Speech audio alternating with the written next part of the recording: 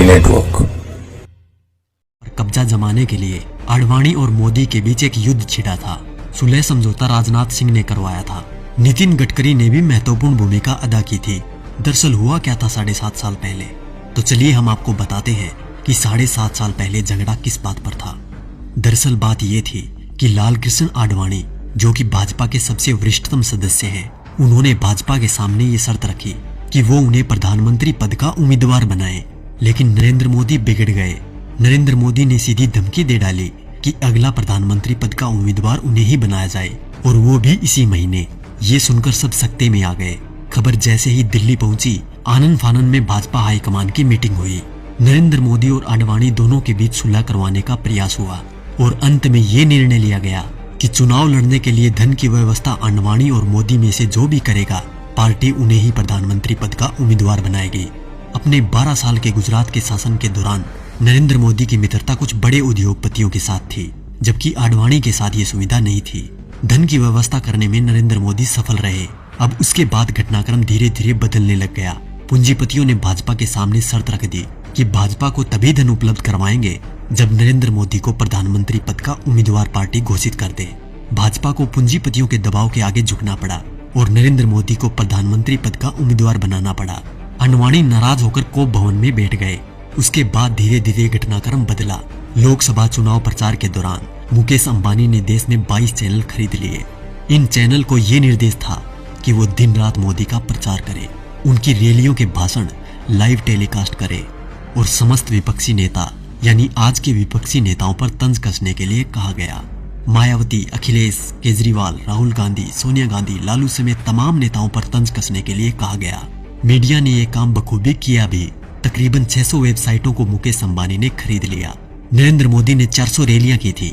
इन रैलियों का खर्चा अपने 67 पूंजीपति मित्रों के द्वारा उठाया गया। नरेंद्र मोदी को चुनाव प्रचार करने के लिए एक हेलीकॉप्टर दिया गया था। यह हेलीकॉप्टर चुनाव प्रसार के लिए अडानी ने दिया था। जैसे ही परिस्थितियां थोड़ी बदली, देश के प्रधानमंत्री मोदी जी बन गए। अरे मित्रों, मैं तो पीएम बन गया। पीएम बन के कैसा तन गया। ये विक्ट्री मेरी देखो, ये हिस्ट्री मेरी देखो, जैसे मॉडल मेरे गुजरात का। उसके बाद सिलसिला हुआ कर्ज उतारने का। तो सुनिए क्या क्या हुआ। अडानी को ऑस्ट्रेलिया के क्वींसलैंड शहर में खनन के लिए 600 करोड़ का कर्ज नरेंद्र मोदी ने दिलवाया। उनके पिछले 67,000 करोड़ के लोन को माफ कर दिया गया। मुकेश अंबानी को फ्री में 4G स्पेक्ट्रम दिए गए। इसके अलावा मुकेश अंबानी की कंपनी पर पिछली सरकार द्वारा लगाया गया जुर्माना माफ कर दिया गया। उनके भी कुछ कर्जों का राइट ऑफ कर दिया गया। दैनिक जागरण अखबार ने लोकसभा प्रचार के दौरान नरेंद्र मोदी का बखूबी साथ दिया था, इसलिए इस अखबार के मालिक को मोदी जी ने राज्यसभा में सांसद बना दिया। दैनिक भास्कर अखबार, जिसके मालिक वेदांता कंपनी है, उसको मोदी जी ने छत्तीसगढ़ में कोयले की खदान दिलवा दी। जी न्यूज, जिसने दिन रात नरेंद्र मोदी का प्रचार किया और आज भी कर रहा है, उसके मालिक सुभाष चंद्रा को भाजपा ने राज्यसभा सांसद बना दिया।